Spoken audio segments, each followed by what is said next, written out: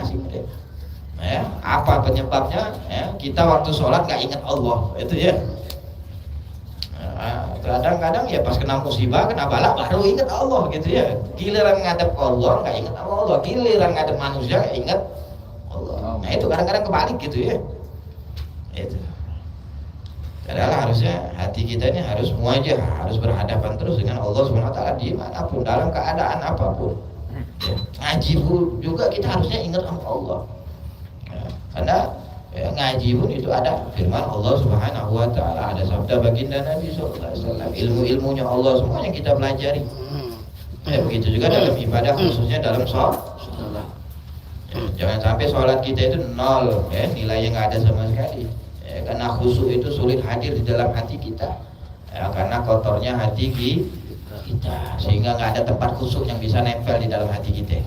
Ya, sombong ada di kita, riya ada di kita, wah semuanya ada di kita, sehingga penuh itu, ya, noda-noda hitam yang nempel di dalam hati kita penuh. Jadi kalau khusyuk mau masuk jangan tahu, ya, karena sombong, dengki, hasud ada semua dalam hati kita. Nah itu, ya, makanya ya sholat itu ya penting untuk kita khusyuk.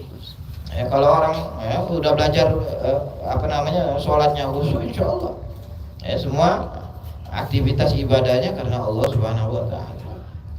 Kemudian di sini qala Sayyidina Imam Abdullah Al-Haddad radhiyallahu anhu, al-amalul qalil ma'al ihsan khairun minal katsiri bila ihsan.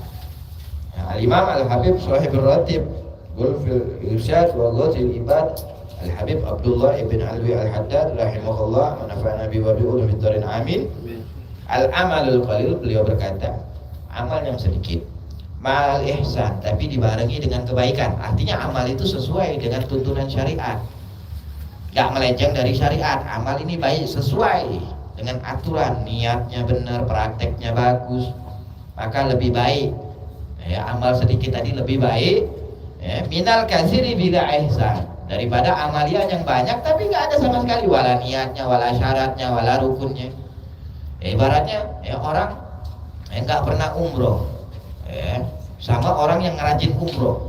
Orang nggak pernah umroh tapi sholatnya beres, maka sholatnya itu lebih baik walaupun dia nggak pernah umroh, ketimbang orang yang rajin umroh tapi sholatnya nggak beres. Kalau sholatnya nggak beres, udah pasti umroh yang sering kali dia datang ke Mekah sana nggak beres. Umrohnya sering, setahun 3 kali, tapi umrohnya nggak sesuai dengan tuntunan Nabi, cuma selfie doang hasilnya, belanjaan doang yang banyak gitu ya. Maka lebih baik orang yang nggak pernah sekali umroh tapi dia sholatnya bagus, puasanya bagus, ya zakatnya bagus, cuman belum ditakdirkan Allah dia pergi ke tanah suci, itu lebih bagus.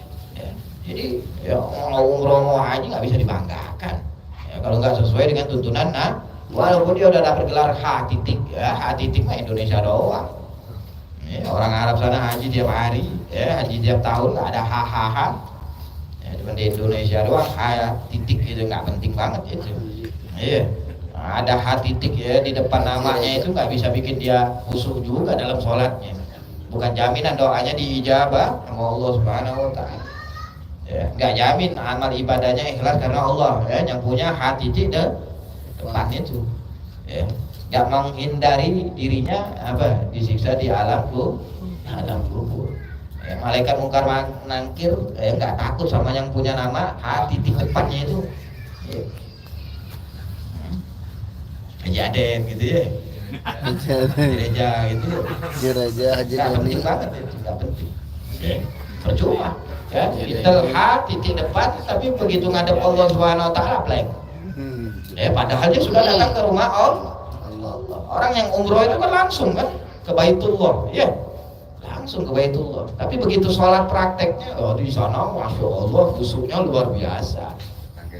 Datang ke Indonesia udah jadi lagi deh, ya blank lagi. Nah itulah ya, karena khusyuk itu bukan suatu perkara yang bisa direkayasa, karena khusyuk itu munculnya dalam hati, kebersihan hati ya. Orang yang menjadikan arah sholatnya itu tuh munajat menghadap Allah Subhanahu Wa Taala, bukan sekedar tembok.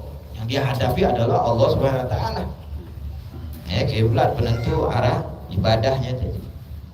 Makanya alhamdulillah ada